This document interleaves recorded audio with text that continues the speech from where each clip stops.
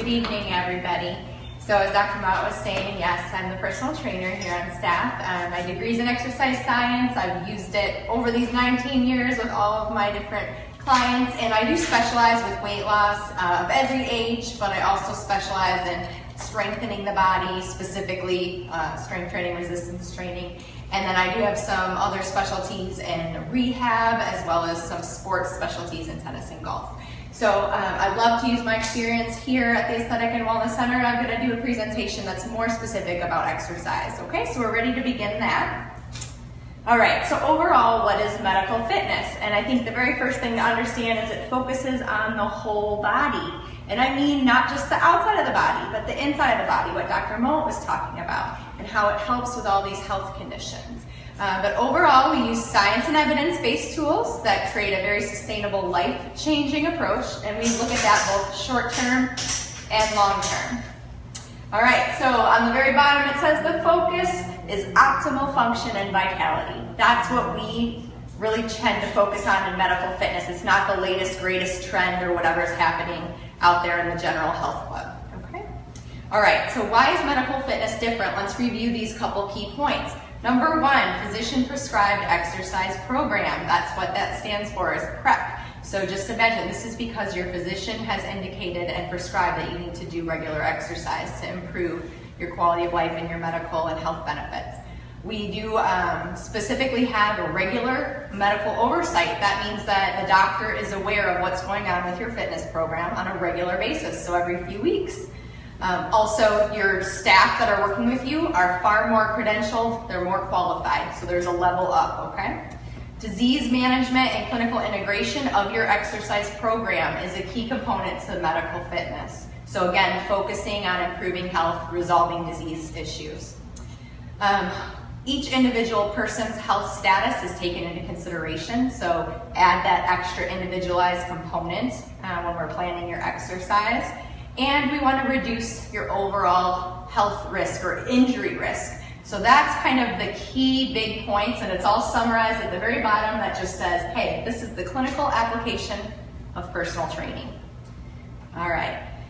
The number one priority, and Dr. Mowat said it right away in her presentation, is just, we believe you must move more. So I've highlighted that and tried to make that really apparent. Exercise can be better than a pill. It can honestly reverse, it can prevent health concerns. So I'm just reaching out to you right now and just trying to encourage you that, hey, even 30 minutes a day is only 2%, can you believe it, of your full day, 2%. So if you can just go ahead and try to make that little extra effort, or what I say, no excuses, you can make a big impact in your health. All right, so we have three different variables when I think of exercise. This kind of breaks it down into some big components. So cardio is one of them, that's your heart and lungs. Resistance training, and then flexibility and balance. So I'm gonna go ahead and kind of talk about each of those three components, each briefly, but in more detail. So when we talk about cardio, we'll talk about both like continuous exercise that keeps your heart rate up and elevated for the full duration, and then we'll talk about intervals too. When it comes to resistance training, I'm going to help go over some exercises that are full body exercises, even brush up on a few core exercises. Usually that refers to your strength that's around your spine. So that's your abdominal strength, your low back, your hips, glutes. That's all considered the core.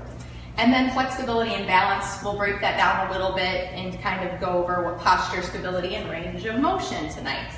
Are you ready? All right, so cardio aerobic exercises. What's the definition?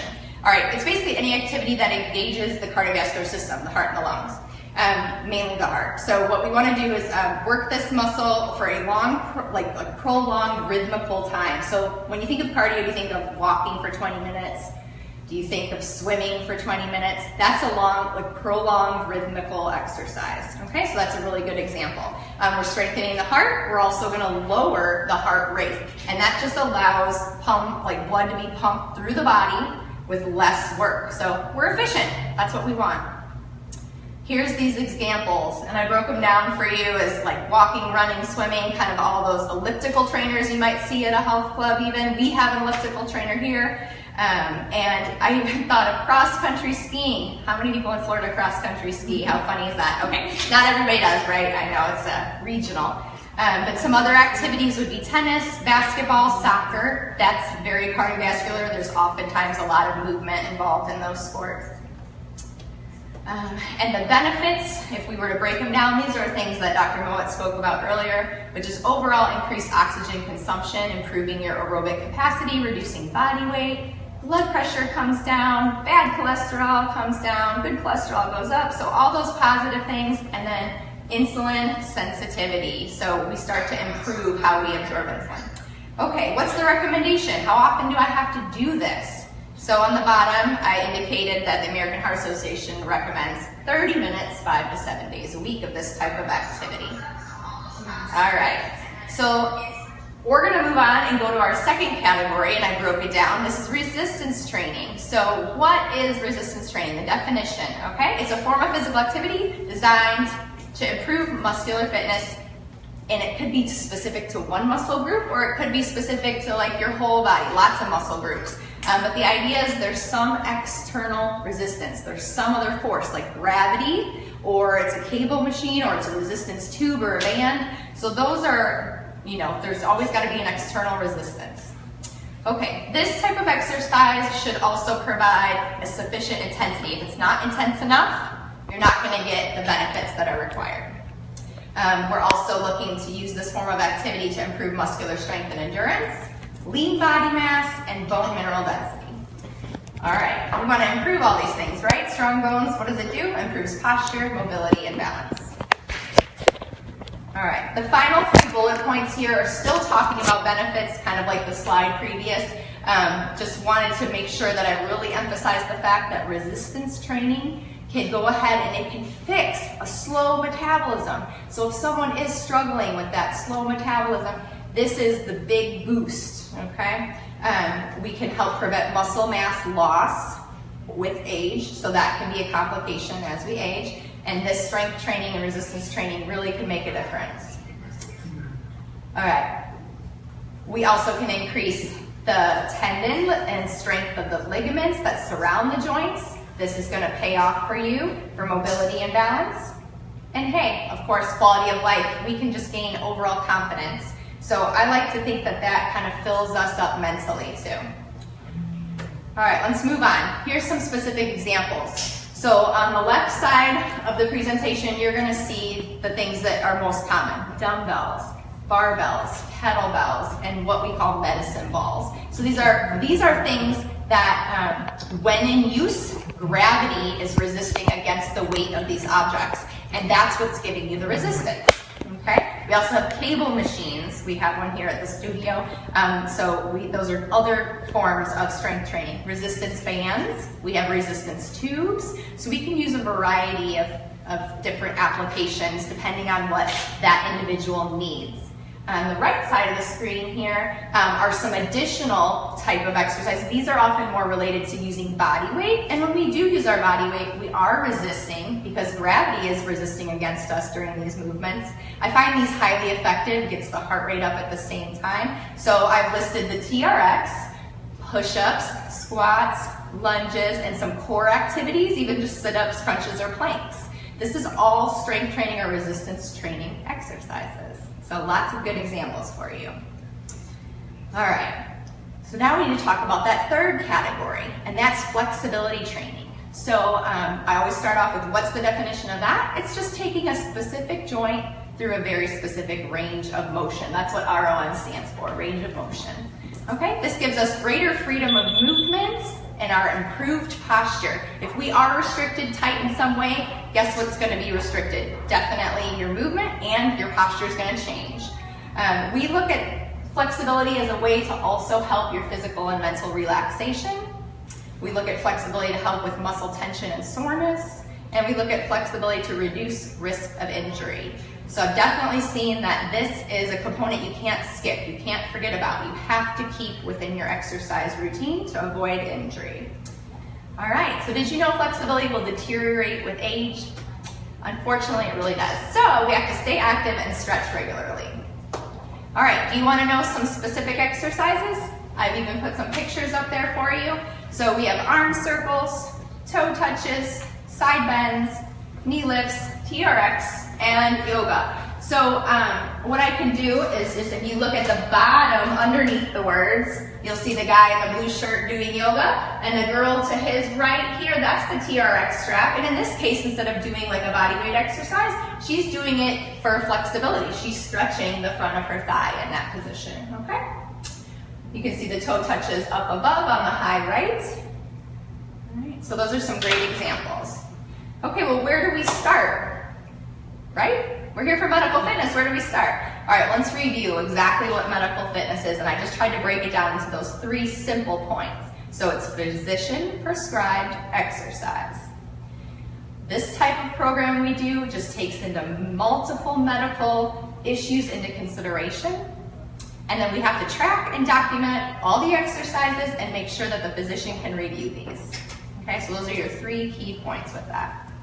All right, we also utilize a system that we call functional movement screen. And using functional movement screen, we find that it easily identifies any weaknesses or any imbalances and asymmetries that can cause injury. So we want to identify this right off the bat as soon as possible. I'm going to skip to the 3rd bullet point, which is provide an enhanced foundation for exercise and just performance, right? So we can do better with our future exercise plans.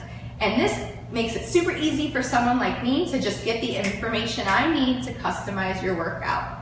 So we'll go over what the FMS is in a few more slides, okay? But here's just some basic information. It only takes 10 minutes to do, so it's also pretty simple. All right, medical fitness offers some specialized training. And what I mean by that is if we do need to track somebody's limitations or some health concerns, that could even be like monitoring their heart rate or monitoring their blood pressure. This can be done each and every time they come in. It can be done in the middle of the workout as well. So we look at ways that we can wear a heart rate monitor during the exercise and make sure you're staying within an appropriate zone. If your doctor's prescribed you stay within a certain zone or keep your beats per minute, between a certain range, we can do that here. And blood pressure as well. If your doctor wants to see that with the exercise, your blood pressure is starting to come down, then we will track that so we can show the improvements. All right, so when we're talking about the benefits of medical fitness, sometimes these are the top 3 categories of who it's really applicable for. So we have our weight or fat loss patient clients that want to focus on improving risk of diabetes or heart disease or have already issues they want to target. And then we've got orthopedic concerns, people that are struggling with injuries or maybe compensation patterns or struggling with arthritis. So that applies to them.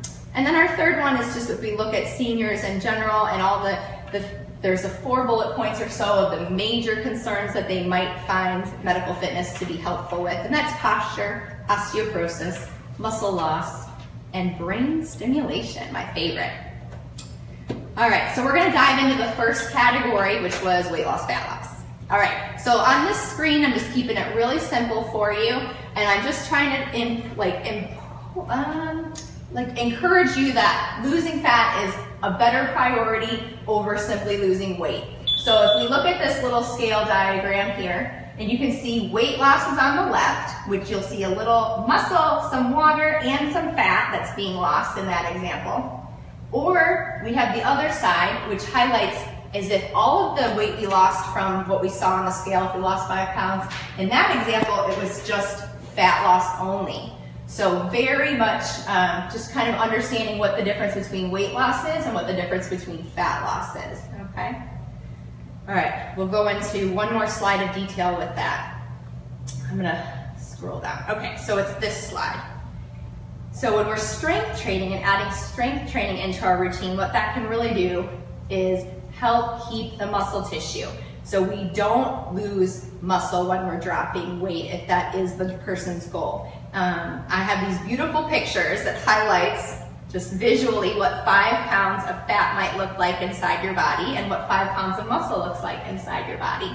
And I really like to show this visual because it helps someone understand how much volume and space it takes up and how that can be very motivating. So from a science standpoint though, even just if we compare 1 pound of muscle to 1 pound of fat, the reason we don't want to lose muscle is because guess what? It burns calories. It can burn 30 to 50 calories a day. It's metabolically active. Muscle burns calories. Well, guess what? Fat burns nothing. So the whole point with why my last slide was important to say, hey, we don't want to just lose weight because sometimes that means shedding muscle. We want to focus primarily on losing fat, and we need to do that by strength training with our cardiovascular exercise, okay? All right, so I'm gonna see if I can back up one slide and hopefully I'll be able to do that. All right, so if not, then we will just proceed. All right, so I have a slide here that I find important to emphasize with strength training. So the benefits of strength training, that's a little more scientific. It's understanding that we use more oxygen when we're doing this high demand activity, and I call it, and I teach it to my clients, is called afterburn. So what that means is after we finish our workout and the body is still demanding oxygen and wanting to use more and more, you have kind of an afterburn effect where you're burning more calories even later. It could be 5 hours later in the day. It could be the end of the day, 10 o'clock at night. You're still going to be burning in excess more calories because you've added strength training and exercise in general into your routine. So if you're doing intense enough exercise, like something called, bless you, interval training, that's what the second part of the slide indicates. So interval training is even more effective, and it sometimes makes the duration even longer. So they've seen up to 38 hours with this elevation of afterburn. All right. So the slide that we skipped over was the slide about seniors. So I won't, bypass it. I'll just go over it by memory. But with regards to the exercise in the seniors, again, the most important thing for them is strength training to help keep what bone density that they have, as well as just stave off any of that muscle loss with age, because we want to avoid that. And then it's also going to help with their posture, with the avoiding injuries, which is why we're just kind of transitioning to this one. But those are like the key things that it can't be inactive. There's just too many variables that start to slide. So we want to make sure strength training is a part of every senior's activity that they do, not just getting out and maybe walking or golfing. They do need to add some strength training. All right, so how can we prevent and avoid injuries? Because I think it's very common. I've seen it a lot when people get really excited and they start a new program and they do a little too much, just a little too soon, and that can really lead to some long-term stuff. I don't want to see anybody get injured, and the bottom line is we want to make sure to choose exercises that are appropriate for them, where they're at as far as their base level, but also what their joints can do. How much range of motion do they have? You don't want to push someone beyond those points. We look at impact. We don't want to add high impact training into a program. We want it to be appropriate for the individual. So we want to avoid all risk. Well, how do we do that? Well, medical fitness, we assess these things through the FMS, that functional movement screen. We do that in advance. We do that right from the beginning on the very first day that I get to meet you. So overall, we make sure that that is a priority. All right, so what is it? What's the functional movement screen? Here it is. It's a ranking or a grading system. It documents movement for us, like specifically certain movement patterns. There's even some pictures of the movement patterns there at the bottom of your slide. And these really help me identify any limitations, any asymmetries, and it just helps us build a program that will be pain-free for you. Okay? So those are some simple pictures at the bottom that show a squat, kind of like a step, a lunge, your shoulder mobility, your hamstring and low back flexibility, push-up, and rotary is the final one. Okay, so I like to incorporate this. This is a big part of medical fitness. It's a postural analysis. You don't always have to have a grid behind someone when you're assessing someone's posture, but it does present and show which areas might be under more strain, or some things that might be shifted and slightly out of balance, or if someone's carrying themselves with either a forward projected posture, something that's left to right, there could be. So there's a few things that we look for, and that's all personalized. All right. So looking at the medical fitness studio, that's where you are right now. We do supervised exercise here. Our program is designed, again, primarily for individuals that have a chronic concern or disease or medical condition, or for seniors. And then we just really try to tailor it to all of your individual needs, make it appropriate for you and your limitations. And here's what it typically begins with. We always do a medical history. We always look at, again, postural analysis, the FMS system, and then just patient evaluation. That could also be just when we do their body composition, what do we want to set for goals or parameters? All right. Now, here's a big summary. It's got a few different bullet points on there. And the first one I like is the upper left one, one-on-one attention.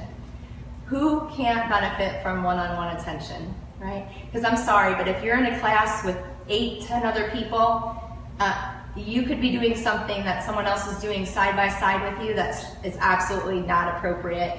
They could be doing it wrong and you're copying them. So bottom line is we want one-on-one attention, and we make sure to provide that here. We want weekly motivation, accountability, check-ins. That's all part of the program. We love that. We again make it very specific to chronic health conditions. We can use target heart rate training. We can use heart rate monitoring even during your workout. We do provide, again, body composition evaluations, dietary guidance. It's so full circle. We love it. But I make sure we use proper form. We're using proper function. Again, I'm here to be your support system. The doctor's here on staff to be your support system. So medical fitness is above and beyond. It's more. Okay. So today we have a special offer for those of you in attendance. We do want you to benefit from this. We feel it's super valuable. So we want to make sure that we offer you a fitness assessment as well as a free functional movement screen to everyone that's here tonight. And we will take a pause and do some question and answer together as a group, because I thank you very much for listening to everything we've presented today. So let's do that question and answer. On that high intensity interval workout, I'm going to say, what type is that? Now I understand there's a type where you go all out, right? You might say on a treadmill or elliptical for 30 seconds, and then you do a moderate pace for 90 seconds, then you go back and do 30 seconds high intensity. Okay. So typically the HIIT structure, the HIIT structure, is often a 2-to-1 ratio. So the way we would maybe do that in your example where you're talking about running, so let's say you did the higher sprint pace for, let's say, 2 minutes, and then you did the slower sprint pace for 1 minute. That's a 2-to-1 ratio. Or most commonly, what I find is the 60-second to 30-second interval. That one's probably used the most. And you can do that too from like a strength training standpoint. It doesn't have to just be cardio. So in an example with like a strength training movement, maybe the movement itself would be a little more dynamic. Maybe it would also be more muscle groups involved, so more of a total body movement. And we do that for the 60 seconds. And then instead of just sitting and resting for the 30-second rest, maybe we'd be doing something like a basic core crunch, something where it's lower intensity, my heart rate does still recover, but yet I'm just isolating one muscle group or something that doesn't demand as much oxygen and work. So that would be an example of maybe how I would do high intensity interval training when it comes to strength training.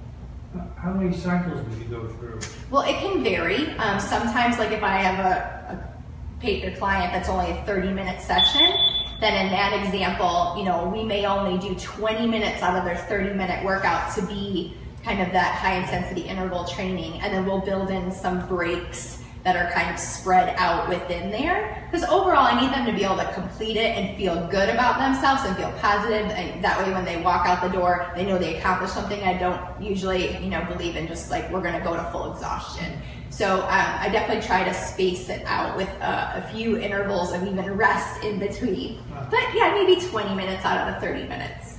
Okay? Those are good questions.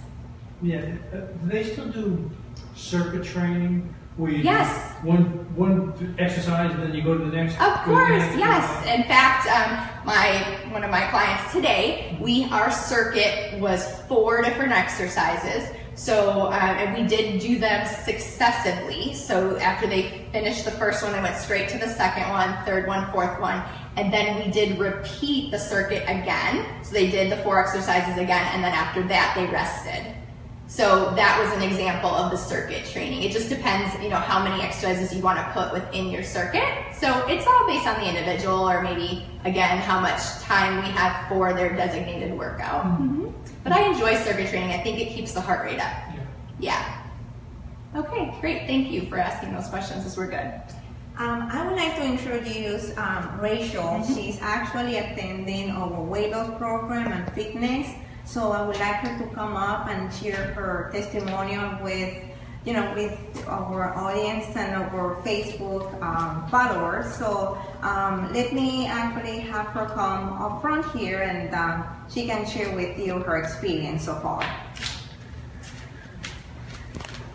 Hi guys, I'm Rachel. I'm actually the client that she was speaking about. I believe we did 4 exercises in a row today and then did them again, and it's quite the workout. But what I really like about the program is I went through the functional movement screen. She found that I have a problem with my hamstring. I didn't tell her that. She found it in the functional movement screen. And then I also have a problem in my shoulder.